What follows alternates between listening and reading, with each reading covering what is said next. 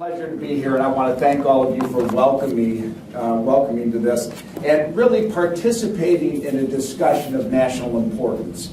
And to all of us here today, we recognize that the issue of savings in America is a critical issue, and I want to thank you for again having me. I want to thank the Illinois Jumpstart Coalition for inviting me as well, and for Brian and Terrell for collaborating with me on today's presentation. It was a great deal of help they provided as we tried to build something that would really share a message that resonates with the folks here today that we can take with us. I also want to recognize the Society for the Advancement of Financial Education for sponsoring my visit today. Now, as you heard in my introduction, I am a 25-year veteran of the financial services industry. I began as a stockbroker for E.F. Hutton & Company, but most people know me for the sale of my company, Chicago Investment Analytics, to Charles Schwab. Is anybody in here a Charles Schwab client?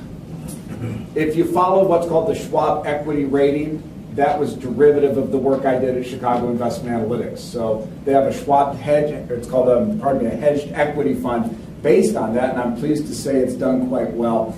But as I said, prior to founding CIA, I started as a retail broker for E.F. Hutton. I grew from the retail side into the institutional side with Zacks Investment Research here in town, where I spent time as a consultant. And then I went to work with Wharton Econometrics. So to say I have a 25-year background is very accurate. And I am pleased when they do introductions on speeches like this, they're always so gracious to tell you the good of my background. And they always build the speaker up to make them look like they're somebody worth listening to. Well, they don't always tell you the dirt. So I'm actually going to do that today. And I'm going to open up some of the things of my background that aren't so well received, but I'm not embarrassed or ashamed of them, so I'll share them with you. I wasn't always an independent, financially independent entrepreneur, if you will. I didn't start out that way. For a whole host of reasons, I didn't have the fortune to finish college. And during that time, I actually had started and ran a successful computer consulting company, which led me into a whole host of other things. So if I was to suggest to you that by the age of 21 I was relatively successful, I thought I had the world by the tail, and I was also developing what might be called youthful exuberance, or in some camps, youthful arrogance. Well, what happened is that arrogance got the best of me. I saved too little, I spent too much, and by 25 I was very broke, very hungry, and very much without direction. So I humbled myself through that experience, and I vowed that I would grow from there and rebuild my life. So I buckled down and began learning all that I could. And I started, as I said, as a broker for Hutton. I learned through a very painful period in my life a concept that is so important to all people and so profound but so difficult. And that's simply the importance of saving money. The importance of that nest egg that's built.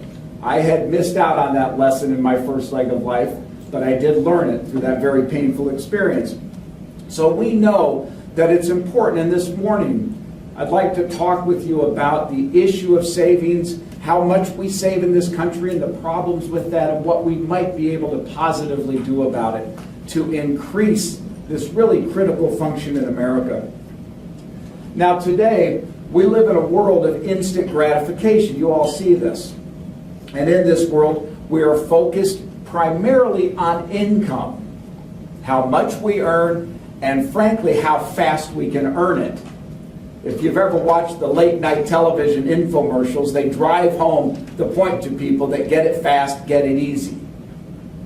Well, one thing we don't pay attention to is the importance of savings. And I don't want to downplay the necessity of income for people. We know that's important. Earning an income allows us to pay the bills. We can pay the food bill during the week. We can pay for our gas bills. But for many, many Americans, it simply becomes a treadmill. They bring in money on this hand, they spend it out over here, and they never simply get ahead. And that affects all economic strata. So it's a universal problem that we have. What I've learned in my life, and what I think all of us recognize, it is only through the accumulation of savings that wealth can be built. And And I believe it's possible for all people, and it's that accumulation of wealth that can continue to build the hallmarks of the American dream: home ownership, advanced education for our kids and for ourselves, and retirement security that provides not just for comfortable retirement, but also for the medical needs that we have as we age. Now, I'd like to begin by looking at savings rates, and it's important to do this, I think, on two dimensions. First, to look back in history at what our historical rates have been, but also look cross-sectionally against other developed economies. Because right now, the United States is not saving what I believe it needs to. If we look back in time, the Bureau of Labor Statistics first started keeping data on savings in around 1959. Now, at that time, the average American saved about 8% of their income. That was enough not just to build a robust and thriving economy, but to provide for them a retirement that they could live with. Well, as we watched that number come through the 60s, it remained pretty constant. And it didn't really change until the mid-1970s. And I'm old enough to remember, some of you may remember too, the economic problems we had in the 70s of wild inflation, wild uncertainty. And what we saw is savings rates jumped by 1975 up to about 14%. And one of the things you'll see, and I'm sure you've seen this too, you can correlate very clearly the data on savings rates to uncertainty in the economy.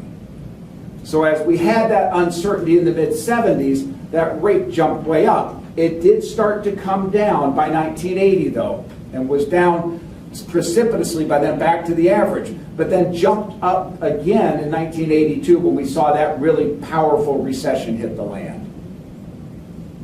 Well, subsequent to 1982, we've seen it drop systematically down through the 90s to 2000, where our savings rate in America was about 3.5%. Now, you could attribute that to many things. One of them, though, is the booming economy in the 90s. One of the things. We're going to talk about a few other causes of that drop as I go forward today. But coming from 2000 to the present, we've seen the American savings rate drop from that level down to below 3%, which is well below its historical average. So we need to understand the causes of the decline in savings rates and then look for positive solutions, which we'll do. Now, if I look cross-sectionally and I look relative to other countries, the OECD publishes data on global savings rates. And there are a lot of different data we can look at, but according to their latest numbers, the United States ranks 23rd out of 28 developed countries in its savings rate. That's a scary statistic. Part of it you can certainly correlate to our low interest rate environment. I mean, we see that. We see that in other developed countries as well. Part of it has to do with public policy, and I want to share thoughts on that in just a minute. But we can recognize that here in the United States, neither the consumer, the business, or the public sector have put enough emphasis to people on the need for their savings. Again, I think we see this each and every day as we talk to people. The results of this are clear. An excess consumption society and a lack of savings produces a whole host of problems, including retirees who are no longer able to provide for their own retirement, but instead rely on public services to do that. We look at parents who increasingly are incapable of providing higher education for their children, so their children rely on public services for that. And we look at an economy, because capital is not being retained within our shores, that's unable to create the jobs and the economic growth that are so desperately needed for the people here. So there are significant outcomes that derive from our national lack of savings. I think we all agree on that. I don't think that's necessarily rocket science. But we want to look at the causes of this, and from that, hopefully begin to determine solutions. And I believe the causes comes down to two primary categories: public policy and personal behavior. And in both areas, I think there are things that are relevant. In the area of public policy, as we go back and look at what's impacted savings rates, I think we can go back to the 1980s and we can first look at this shift that took place between the 401k world and the defined benefit world. There's no question that as people were in defined benefit plans, they expected to have their retirements there, and they were, in a sense, forced to put money away. As we shifted from that into the 401k world, we expected there would be certain benefits deriving from that. Portability, we saw that. Investment flexibility, that was there, but they weren't tied together with investor education. And that led to what is a really systemic problem. If we look, for example, at 2008, and most of you remember that period of fear and uncertainty that we had coming out of the meltdown that happened in the fall. Millions and millions of American 401k holders in the spring of 2009 panicked. And they sold out their 401k holdings at the very bottom of the market because they weren't empowered with the knowledge that we know they need. Had they held on, they of course would have recovered. But they weren't educated to do that.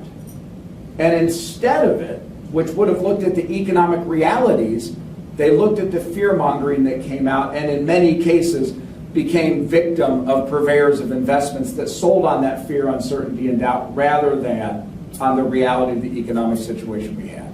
I'm sure all of you saw it. It kind of came down in that case to the core of education. Secondly, we had another major shift that people have often overlooked, but that was the shift in deductibility of interest. We go back to pre-1986. It was, as you may recall, possible to deduct interest on auto loans and consumer loans and the like.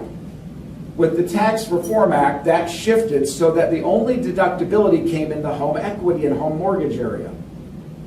Well, people responded to that by shifting their debt from auto loans and consumer loans into home mortgages. It became their bank, if you will.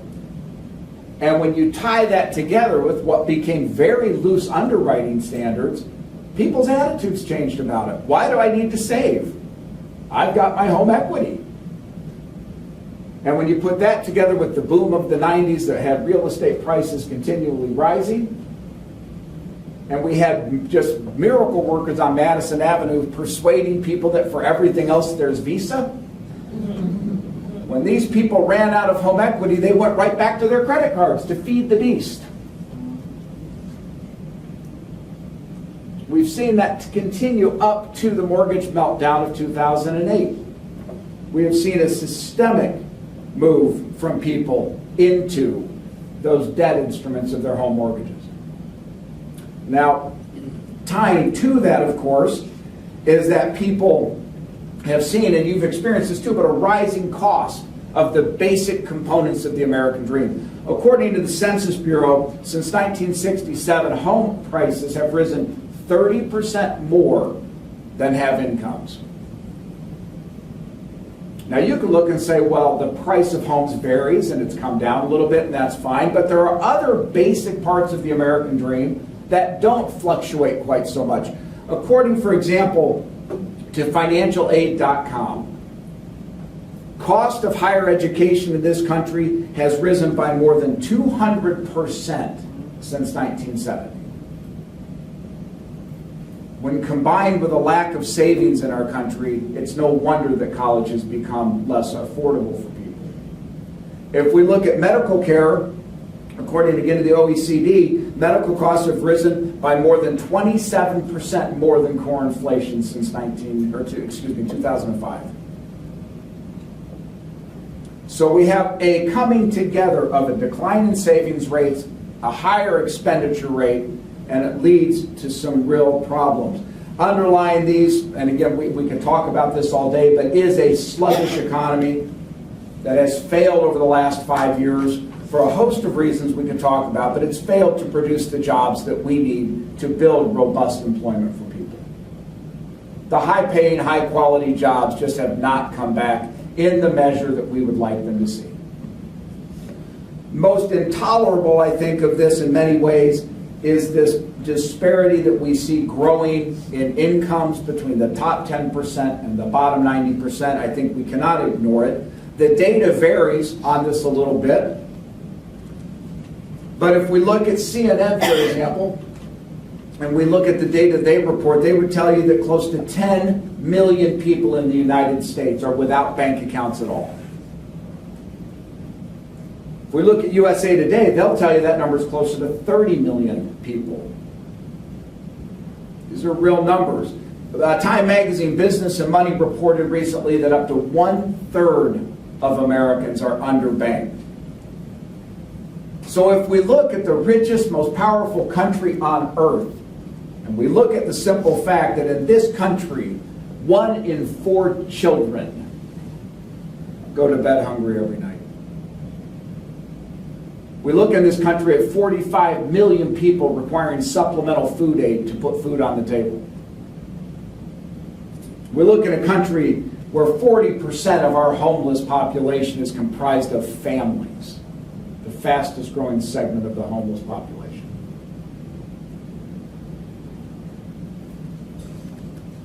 It's no wonder, as we look out at these statistics, that for these segments of the population, the idea of saving money for retirement and college is not exactly high on their priority list. When it comes down to saving money for the future or surviving for the day, people choose to survive. It's the rational choice. The political, ideological, and resource challenges that we face are beyond the scope of what I want to talk about today, but clearly the idea of inadequate personal savings is not, and I want to focus my time on that. I believe there is real hope, and I believe that hope is focused solely on education. I believe that it must become part of our national discussion, and I believe the ray of hope can teach, or help to teach, respect for money, an understanding of money, and an appreciation of how important it is to save and accumulate money. The lessons that I had to learn through hard, painful experience, we can teach children. There's no question about it. Now, in creating education, we of course want it to be age appropriate, right? I have 6 children. I don't think they would relate real well if I tried to teach my 9-year-old the federal open market operations, right? It's hard enough to teach them to stay awake during class. But we need to begin to look at educating young people, starting at the very young, with the appropriate financial information. And I am pleased that as we go, I've got some programs I'll share with you later that are truly hopeful signs that we're beginning to do this. There's no question. I think as we look forward, we need as a society and as advocates in this world to go forward and eliminate the notion that managing money per se is an inappropriate curriculum add-on. It's too expensive to add to the curriculum. Or just assuming that kids are taught this stuff at home or after high school. They're not. And we need to change the national dialogue because these ideas that we can't teach it or shouldn't teach it are simply wrong. The ideas that sustain that ideology affect public policy, and we need to change public policy. We need to influence so that we get out of the mindset of financial illiteracy in the United States. It was Chairman Ben Bernanke who said the biggest single problem we face in America today is financial illiteracy. And he's right. When all is said and done, I think we can look at it and realize that savings takes 3 fundamental things. And they always tell you when you do talk in threes because people can remember it, right? So I'll tell you 3 things that people need to do. Very simple things. Knowledge, commitment, and opportunity. It is clear that the first 2 of these, knowledge and commitment, can be addressed through comprehensive financial education. Now, as you know, a very real key to success is to have our kids develop positive money management skills and behaviors early in life. Early enough to reduce the possibility of financial hardship later on. Now that's about as obvious, by the way, as telling your kids to eat their vegetables, right? It's common sense, we know you should do it, but it's not always that easy to execute on. And we have to look at reasons for that. As it relates, I want to show you a quick video. And Brian was kind enough to load this in, so I want you to take a look at this. What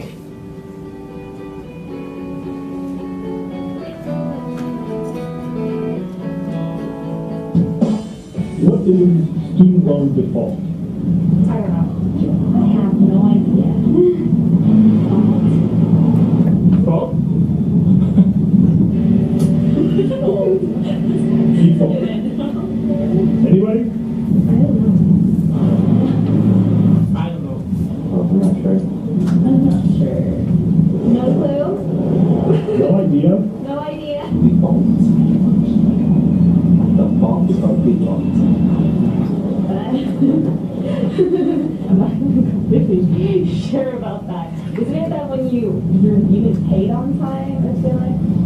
I believe that's when you cannot pay it. To go in default, I think that means when you're supposed to pay, but you can't. Is Kim Kardashian married? 72.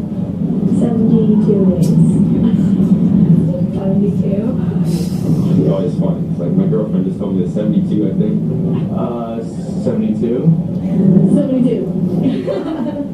72 days. Okay. Now, their intent in producing that film, and my intent in showing it to you, is not to criticize those kids. The fact of the matter is how many of us were dialed into economics in college, right? There are better things that they have on their mind. But my point is this. We have to learn from pop culture on how to make finance and economics interesting and relevant to young people. If they can remember how many days Kim Kardashian was married, they can certainly remember what a savings account is. But we need to move into the direction of understanding the impact of pop culture and move toward a situation to make ourselves relevant and engaging. Now, the Holy Grail, as I see it, is to expose then all students to high quality, age appropriate, and effective education, K through 12, beginning very early. As I said, there are some rays of hope here and some kudos that should go out. If you look right now, for example, at Chicago Public Schools, they are introducing a K through 12 financial literacy program to their curriculum. This is a wonderful intersection of public and private partnerships. In addition to the curriculum add-on, they're going to be educating 250 of their teachers with financial literacy based on a $1 million grant from Discover Card. That's a wonderful program, and it's a major step in the right direction, certainly. If we look at other programs, the National Endowment for Education has something they call their High School Financial Planning Program. This is a truly turnkey financial literacy program focused on teaching basic financial skills to preteens, teens, and young adults. Exceptional program. We can look at the San Francisco Federal Reserve, and they've put out a program that's very interesting called Make My Path. It's an initiative designed to teach disadvantaged kids how money works. They actually set them up with a payroll situation and a real bank account and talk to them about putting money away. In the first 6 months of the trial, students of the program saved an average of $500, a little over $500. Again, I think it's evidence we can teach these kids. We just need to reach out and provide them the tools that they need. If we look, financial education is clearly a cornerstone of an effort to empower people from all walks of life. You know, if you think about it deeply, you realize that financial literacy knows no boundaries, right? There is no income strata not subjected to the good and the bad. There's no racial issue. There's no gender issue. It hits all segments of society. In fact, I'll tell you that it's interesting. It was reported in Time magazine about a year ago that if we look at the small business community in America, 75% of operators of small businesses, when they were surveyed, admitted they didn't have the basic financial literacy that was necessary to run their business. And I can attest to it firsthand. I spend my life counseling with business people and well-educated professionals, doctors, lawyers, some accountants. And it is shocking the extent to which they don't know what we consider to be basic financial literacy. And as I go around the country, I will tell you, You know, you look at college students and we put up little videos to show kind of an equip how they're dialed into pop culture. But let's not forget the adults who are dialed into the 24-hour news cycle. And that news cycle is not always designed to provide news. Some of these channels are designed to hit an agenda of fear and uncertainty. In fact, just to give you a side on this, I do a lot of speeches to groups all around the country. And I'm on radio programs everywhere, right? It is so common that I finish a speech and somebody in the back raises their hand and bashes on the Federal Reserve. They do. What's interesting is when I push a little bit, it's very clear they don't even know what the Federal Reserve is, let alone what it does. But they're listening to their favorite blog site or their favorite 24-hour news channel, and they're hearing this stuff, and they don't know how to process the truth. So it hits everybody. It's not just young people, it's older people alike. Now, I mentioned earlier that successful personal finance requires three things, right? Knowledge, commitment, and opportunity.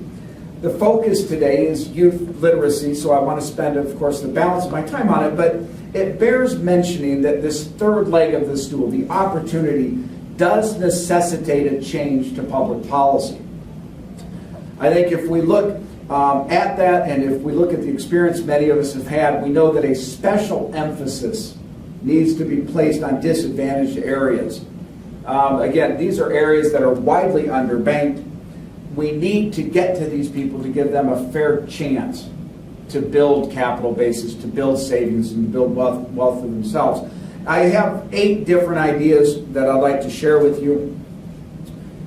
I think most of them are fairly obvious.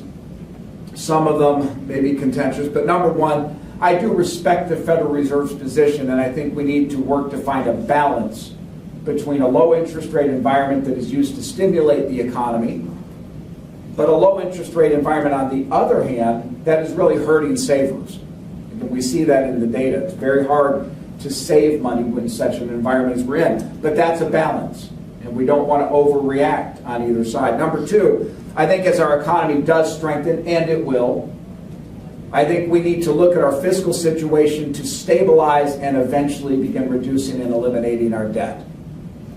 That would systematically reduce the interest cost on future generations and would be extraordinarily beneficial for them.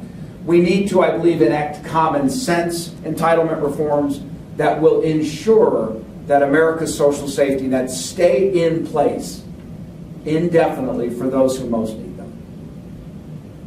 I think we need to change and simplify the IRS code, and I would suggest we go to both sides. We eliminate loopholes on the top, but I think we need to broaden out the base on the bottom. The way it's structured right now has too many perverse incentives. We need to increase our base savings rate, and one of the ideas there is to establish perhaps an automatic IRA at work. And tied to that would be the changing of savings policies at work to be an opt-out rather than an opt-in circumstance. And I do think we need to look at the establishment of universal student savings accounts that have to be affordable, readily accessible, and easy for them to implement. And then finally, I do think as we're here today, we need to provide what you might think of as ubiquitous consumer financial education through multiple channels that is designed to reach as many households as possible. And I want to circle back then to the youth, because I think we all agree that comprehensive financial education for students is the ultimate solution. But until the political stars are aligned and what is a very audacious goal can be achieved, there are some outstanding nonprofit organizations. For your convenience, I think we have a handout that lists some of these. But I want to go through just a few of these with you. You have the Young Illinois Saves, Junior Achievement, the Economic Awareness Council, Teach Children to Save, certainly the Illinois Jumpstart Coalition that hosts us here today, the Illinois Council on Economic Education, Illinois Asset Money Smart Week. I want to list these out because I want to make it crystal clear that there are solutions that we can employ. There are a lot of folks that are stepping up to try to rectify this problem in the nation today. This is a listing of some of these folks, and I would urge you to consider supporting them. as you look at where you put your supporting dollars. The fact of the matter is that many Americans, and I would include those in this room, we suffer from what psychologists call a continuity bias. And what that says is that we expect that tomorrow will look like yesterday. I would suggest to you today that for the first time in a long time, tomorrow will not look like yesterday. The technological changes and advances that are coming down the line will revolutionize the way we live. But increasingly, it will be beneficial for those who know and understand things. Those who don't will be left behind. So now more than ever, we in the advocacy community need to leverage our tools. We need to influence public policy, and we need to particularly look in the underserved communities to provide the knowledge, the opportunity, and indeed the motivation to help them take control of their lives. So I want to thank you, and I want to thank you for your support of financial education and for the Jumpstart Coalition. And Brian, I want to thank you for inviting me here today.